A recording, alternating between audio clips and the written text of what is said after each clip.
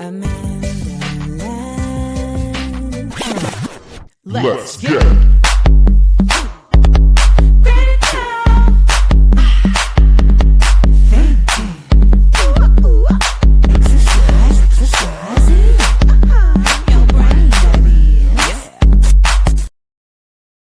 So this week's critical thinking exercise asks the question, talks about the power of media. All right. We're going to talk about the power of media. Now, this is a really important conversation considering the context that we've been experiencing here in the last week around an unaliving of someone, and not just their role in media, but also how media has been used to propagandize their death. And we cannot overlook this, okay? It is very important to acknowledge that the media is actively being used to propagandize this person's death. I am not saying their name because I'm really like, wrap it up. Wrap it up. Okay. But they're not going to wrap it up because they're using it as a key component to how they want to move things forward. Now, we need to take it back, though. We need to take it back to the media and its role in creating violence. All right. Now, state sanctioned violence is a whole other level, and that's what I want to take us to.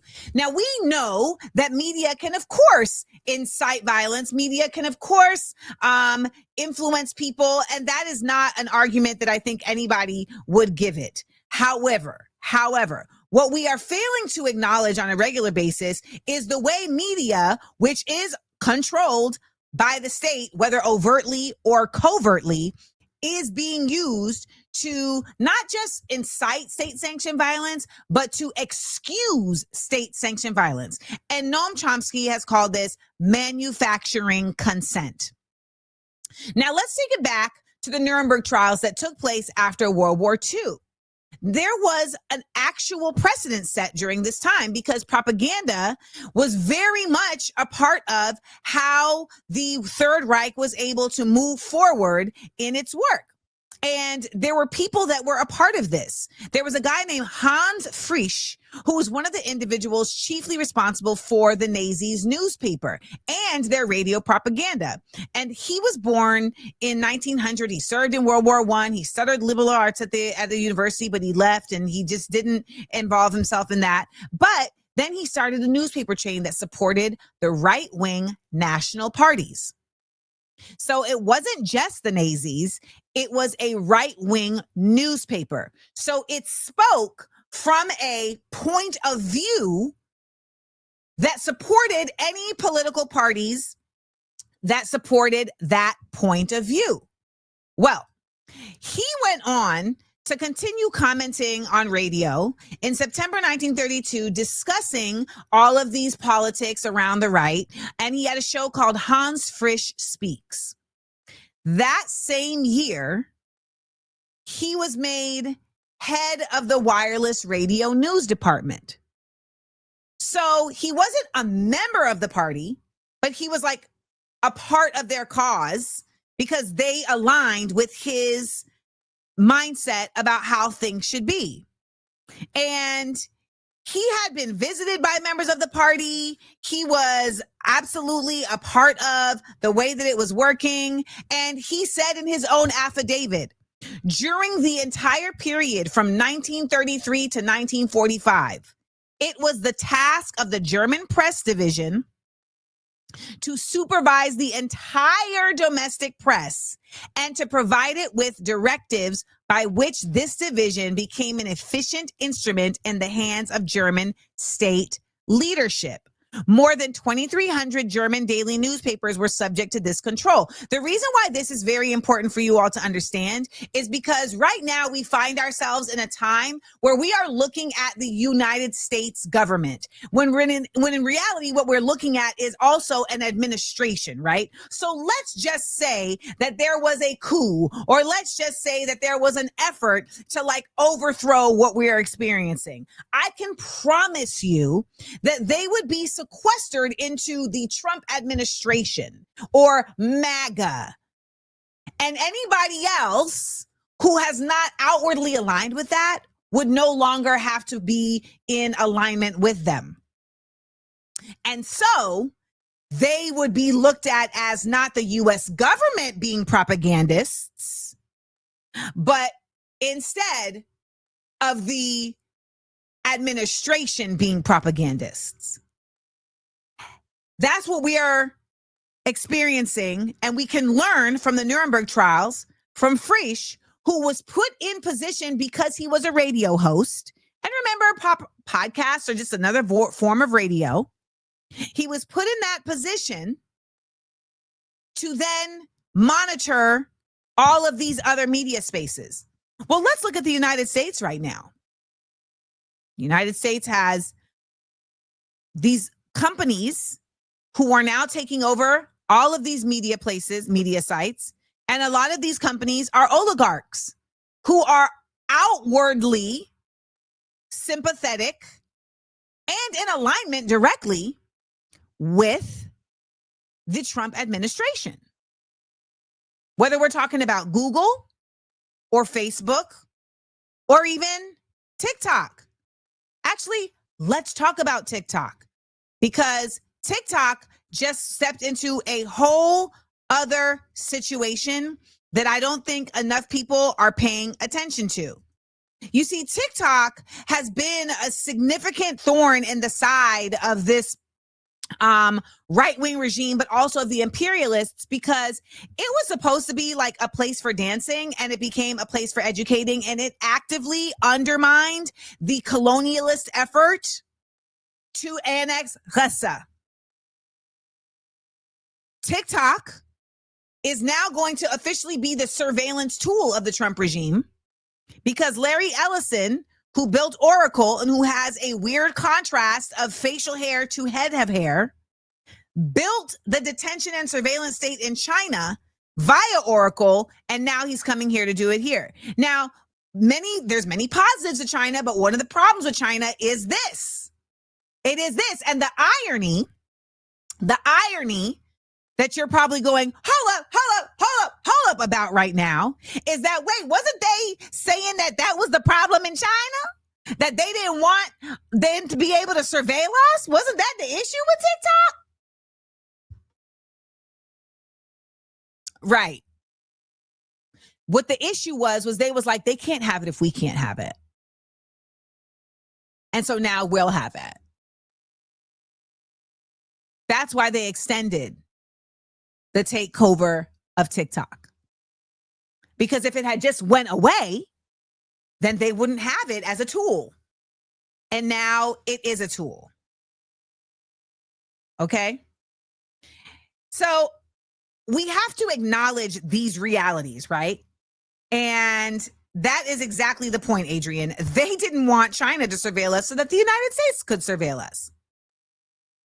So let's continue this conversation around the power of media. The power of media and how things get represented. Now, we know that the manufacturing of consent is the use of certain headlines of shock and awe to really sway the masses to respond a certain way to a particular event that then the government can come behind and move along with their own plan. Now, you might ask, well, why would they even care if the masses agree or not? Because it's cheaper. It's cheaper if the masses agree. You don't got to arrest people, and you don't got to kill them, and you don't got to do all this messy stuff, and because you look like you're in power. And that is the goal of the United States government, to always look like they're in power. Richard Nixon continued to send young men over to Vietnam, knowing full well that the United States could not win the war, because the Pentagon Papers had already come out and already whistle-blew it, knew full well. He continued to send them over there because he didn't want the U.S. to look weak. They're playing a game of power while we're playing the game of life.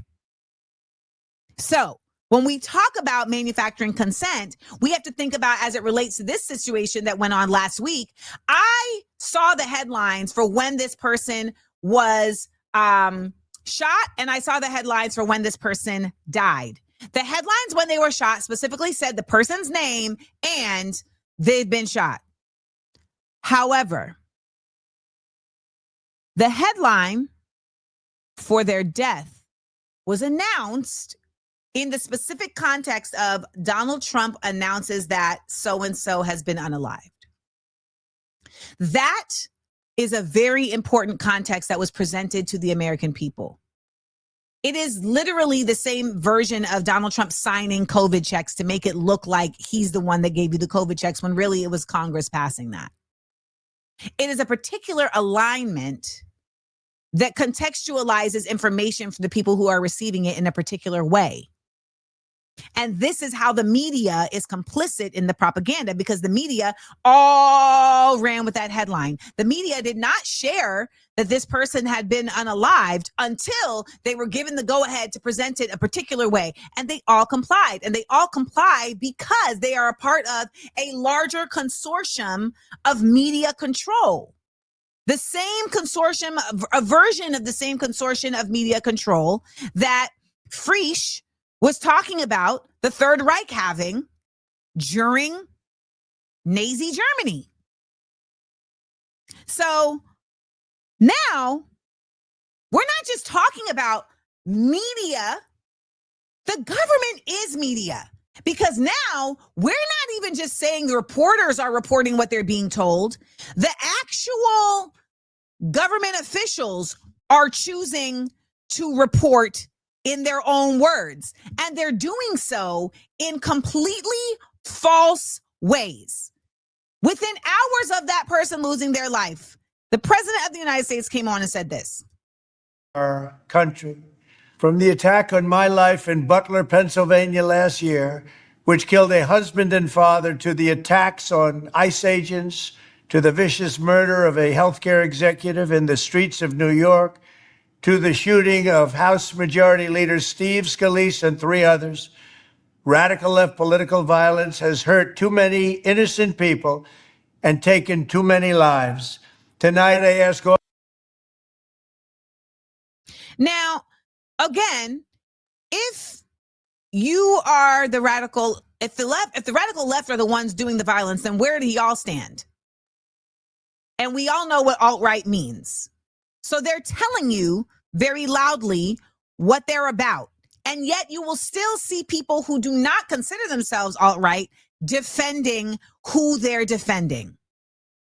I mean, this guy just came on here and flat out lied. The statistical fact that most of the lunatics in American politics. Okay, they want to put music over this. J.D. Vance came on here and said it is a statistical fact that American politics today are proud members of the far left. And then there is a montage of January 6th and people saying, yeah, effing get him. Then you have the individuals in Charlottesville who were chanting, they will not replace us. Then you have these new Nazis hiling with the flag of the SS. I'm just like, the lie is so loud, but people will listen because they don't critically think otherwise, which is why this is our critical thinking exercise this week, because I want you all to have the media literacy to ask the question when it is presented to you, when you don't see something that doesn't make sense to you, because what most people unfortunately do is when it's presented to them and it doesn't align with what they think, they doubt themselves versus saying, let me look further. They doubt themselves because they have been taught to believe that these sources are more informed, that these sources are more trustworthy, that these sources are more aligned with information, when that is not the case, because ultimately these sources are not here to give you information. They are here to give you indoctrination.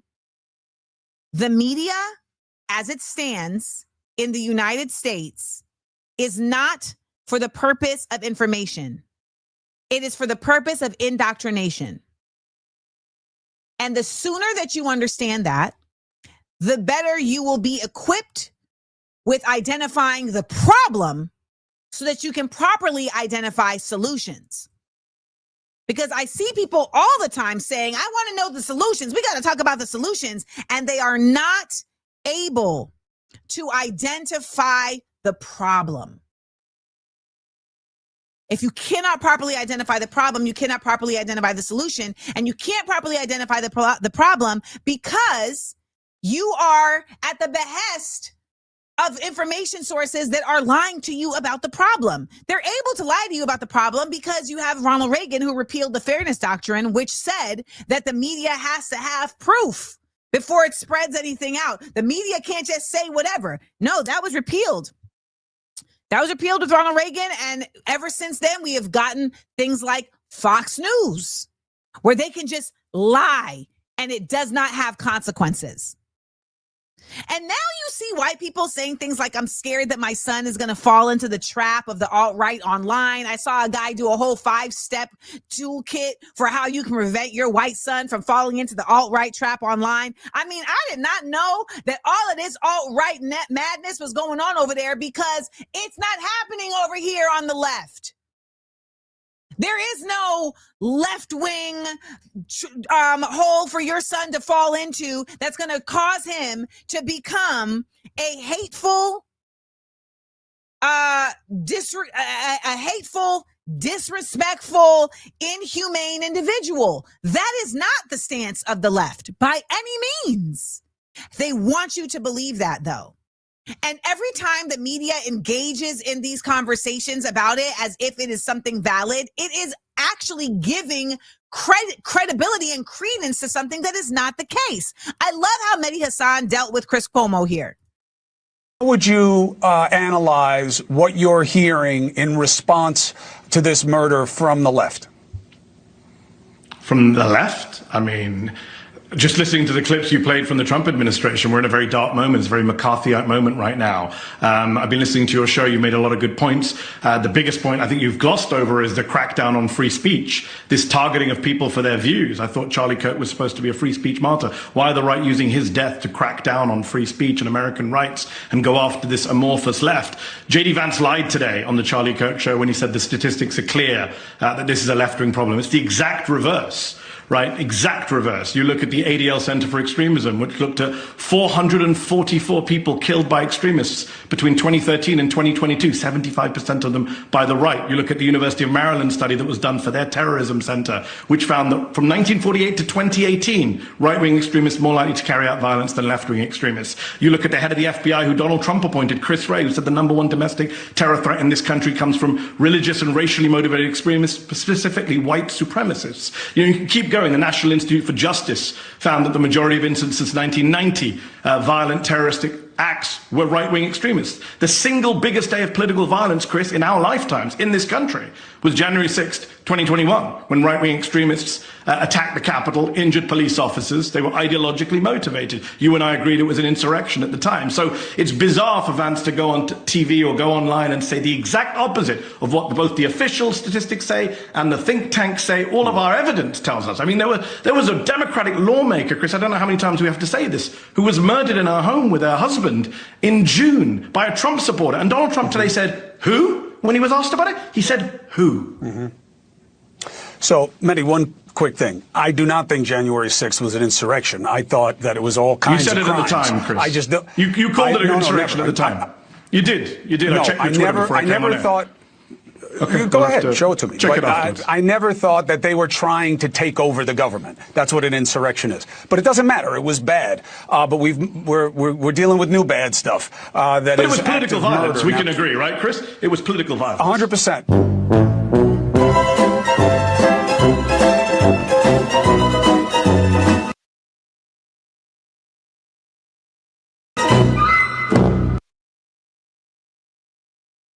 Do you understand the level of ego and arrogance you must have to sit through that person rattling off fact after fact after fact after fact after fact after fact, and then tell them that they got a quote from you wrong? That they literally said, I checked Twitter before we came on. Why do people come for those of us who have receipts? Like, we're neuro Ds. We have receipts. Neurospices, neurodiverges. Like, that's crazy. But how important was it for Mehdi to do that? So deeply important, because she's meowing. She wants to be picked up.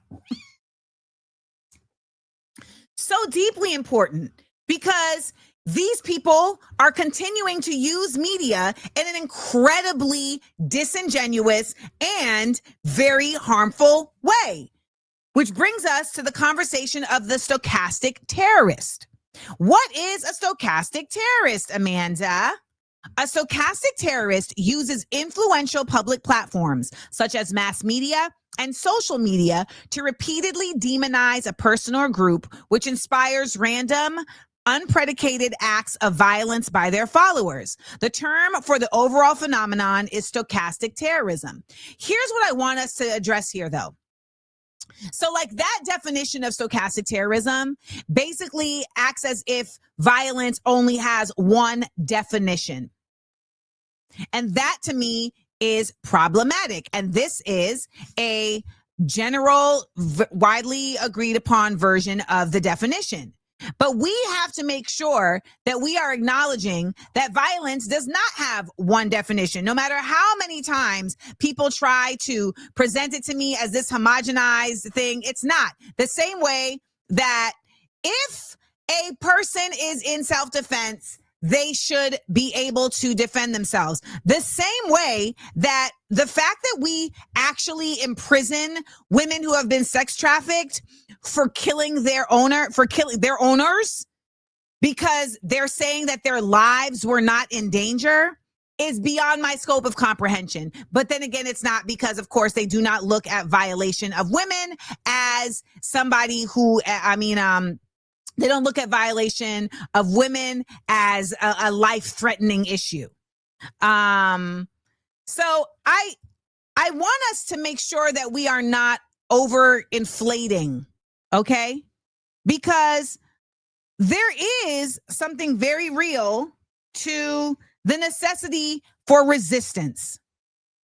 And yet we are constantly seeing on a regular basis these days, or not even just these days, on a regular basis, we are constantly seeing the positioning of resistance as violence. And at this point, I simply just want to no longer acknowledge resistance as violence. I'm just going to call it resistance. Because it's really a problem.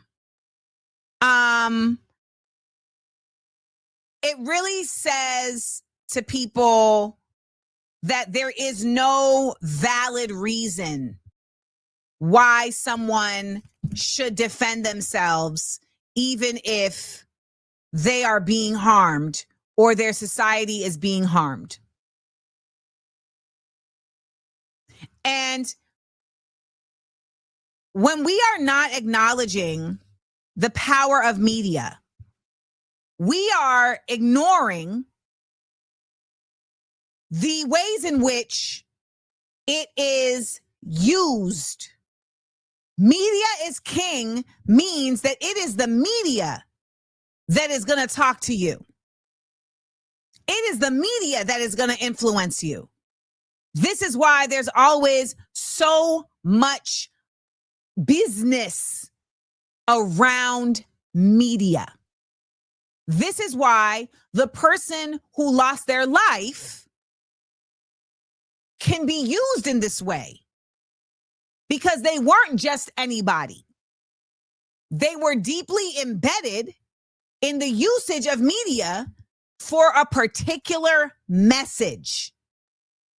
And that message was one that was wholly committed to the amplification of incredibly violent rhetoric that absolutely falls under the definition of stochastic terrorism. Now, I want to hear from you guys. Where do you feel like you have seen examples of the media beyond Palestine? Because we know that one. But where have you guys seen examples of the media being used in ways that are adverse or that advance a problematic, and even taking it a step further, a violent rhetoric, or that excuse it. All right, Soraya says big pharma, 1000%. Like, it's crazy that we see medication commercials. Like, that's bugged out that we see medication commercials on a regular basis. And it's just natural. Like, why are we not seeing medication? Like, why? Oh, this is a really good one. U.S. Army. Yep. B. All that you can be, get an edge on life in the Army. Why do I know that? Why do I know that? Oh, perfect. Super duty tough work. Super duty tough work. The recent Fox News clip where dude said we should kill homeless folks. Yeah, he said it. And then he had to walk it back. You can't take backsies. Yeah, we should do lethal injection to the homeless. What? What? How? And you can't tell me that the video of that person being unalived at that college was not released by folks in alignment with the government. You cannot tell me, because the way that came to our phones, like that U2 album on iTunes, nah. And clear. Okay? What do the kids say? In HD, in 4K? That's what they say, in 4K. Yes. Drama 88, great example. When Trump was saying the Chinese was responsible for the pandemic and the Asian hate. Now, here's the example. Here's what I want to let you know, though. It's not simply that he was saying it. It's that it was being broadcast, and it wasn't actively being challenged by the news, because these reporters no longer exist in a place of challenging false rhetoric.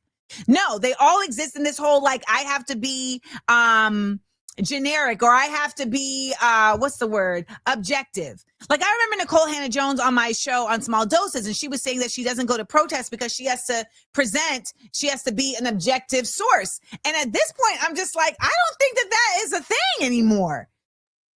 You can't truly be an objective source, and I don't know that ever was a thing. I mean, when you watch the movie The Post, and of course, they're gonna dramatize things, but the Washington Post is the ones who put out the Pentagon Papers after the New York Times did. They continued the story, which continued a very important reveal that the United States knew that they were losing in Vietnam and continued to send troops in to die, right?